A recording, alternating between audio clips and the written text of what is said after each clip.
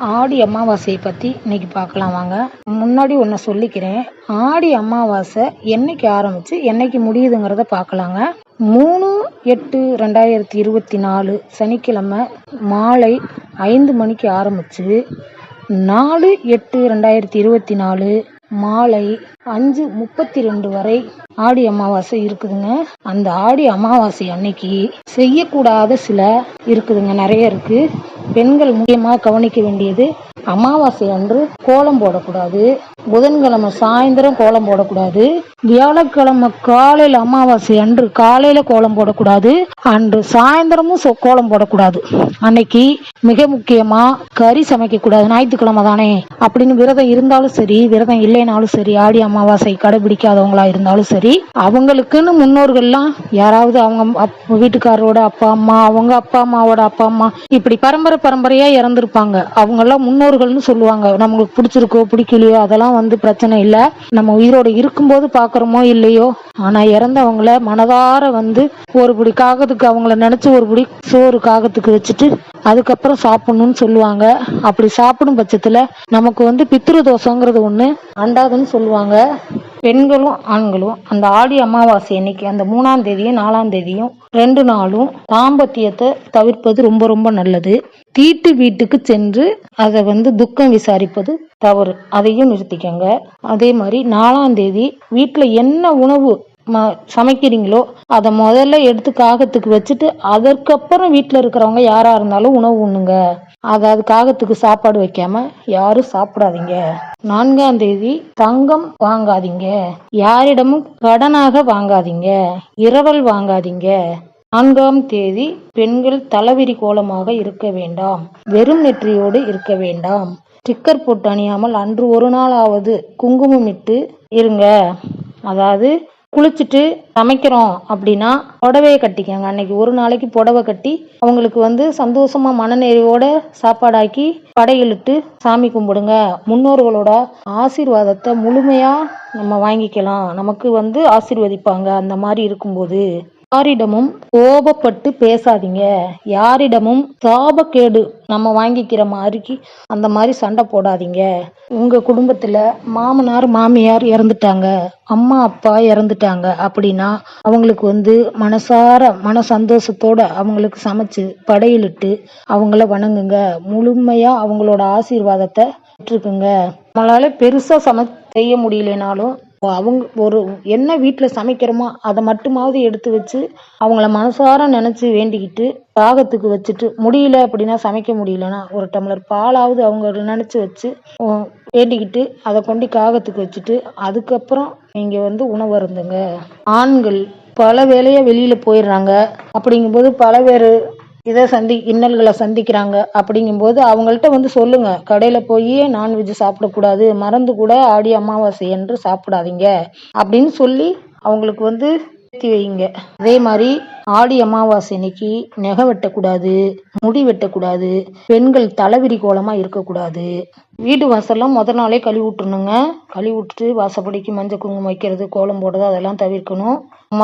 மக்கிய நாள் ஆடி அமாவாசை அன்று வீடு கழுவக்கூடாது.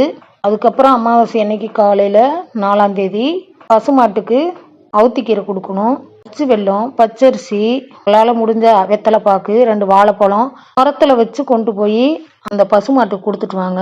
அது ரொம்ப ரொம்ப ரொம்ப புண்ணியம். இந்த ஆடி அமாவாசை அன்னைக்கு பெண்கள் சாப்பிடுங்க. சாப்பிட்டுட்டு, அதாவது கணவர் இருக்கிறாங்க அப்படின்னா அந்த பெண்கள் சாப்பிட்டுட்டு இறந்தவங்களுக்கு சமைச்சு படையலிடுங்க.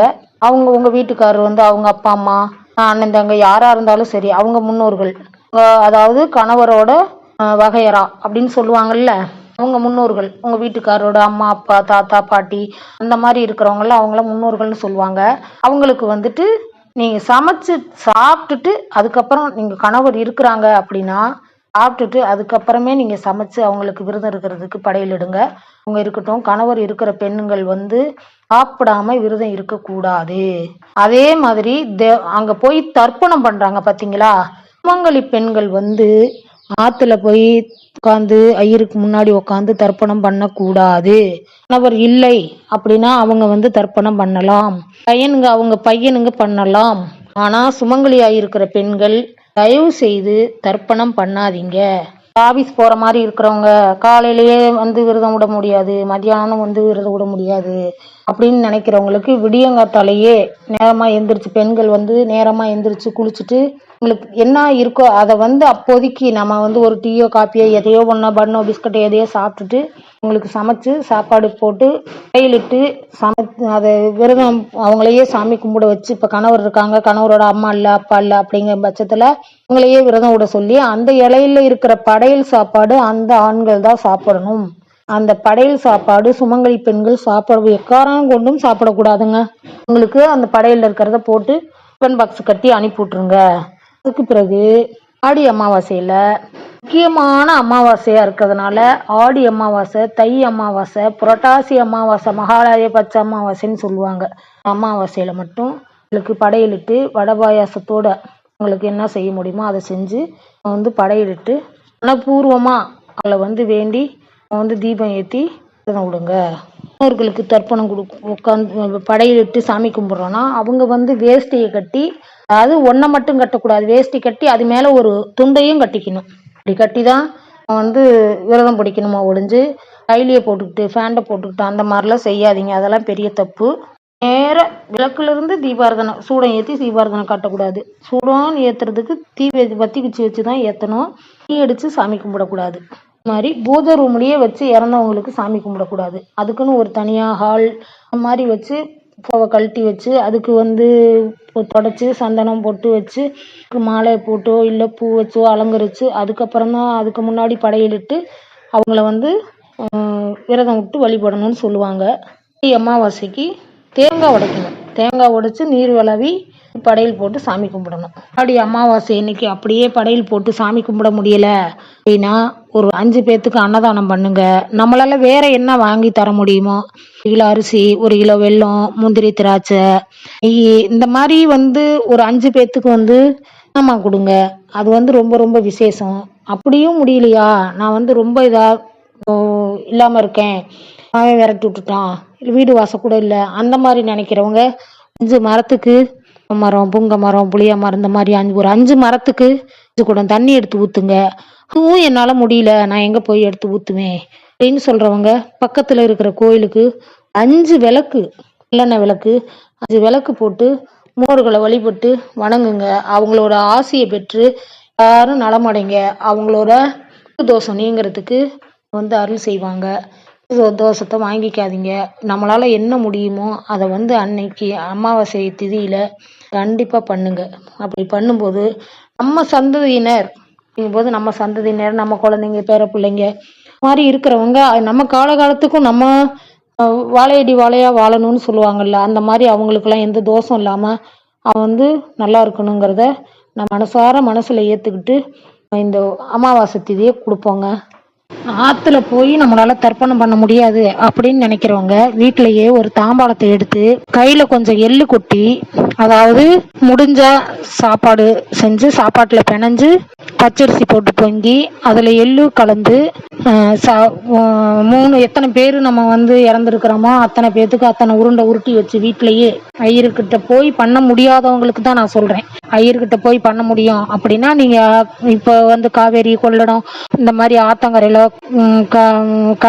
கடற்கரை பகுதி, ராமேஸ்வரம் அந்த மாதிரி போய் பண்றவங்க, வசதி இருக்கிறவங்க அப்படி பண்ணுங்க. அப்படியெல்லாம் எங்களால போக முடியாதுங்க, எங்களுக்கு அந்த அளவுக்கு வந்து போய் பண்ணக்கூடிய அளவுக்கு எங்களுக்கு வசதி இல்லை அப்படின்னு நினைக்கிறவங்க வீட்டிலேயே கொஞ்சோண்டு பச்சரிசி பொங்கி செய்ய முடியும்னா செய்யுங்க. அப்படியும் செய்ய முடியலையா கொஞ்சம் பச்சரிசி மாவு ஒரு 1/4 கிலோவோ 1/2 கிலோவோ வாங்கிட்டு வந்து அதை தண்ணி ஊற்றி பிணைஞ்சு அதை உருண்டை பிடிக்கிற அளவுக்கு பிணைஞ்சு எத்தனை பேர், அதாவது அவங்கவுங்க இறந்தவங்க பேரை சொல்லி எத்தனை பேர் இருக்காங்களோ அத்தனை பேத்துக்கு சொல்லி கடைசியா முன்னோர்கள் அப்படிங்கிற ஒரு உருண்டையும் பிடிச்சி வச்சு எள்ளை கையில கொட்டி தண்ணியை கையில ஊத்தி பெருவிரல் ஆள்காட்டி விரல் அந்த சந்துல இப்படி கொஞ்சம் கொஞ்சமா தண்ணியை ஊத்தி அந்த எள்ளோட தண்ணியோட வந்து அந்த தட்டுல மாவு உருண்டை பிடிச்சி வச்சிருக்கோம்ல அந்த தட்டுல வந்து விழுற மாதிரி ஊத்தி விட்டு அதுலயே கையை கழுவிட்டு அந்த கண்ணை தொட்டு ஒத்திக்கிட்டு எத்தனை பேரோட முன்னோர்கள் நம்ம என்னென்ன பேரு, யாரோட மாமனார் மாமியார் அப்பா அம்மா இந்த மாதிரி எத்தனை பேர் இருக்காங்களோ, தாத்தா பாட்டி அந்த மாதிரி இருக்கிறாங்களோ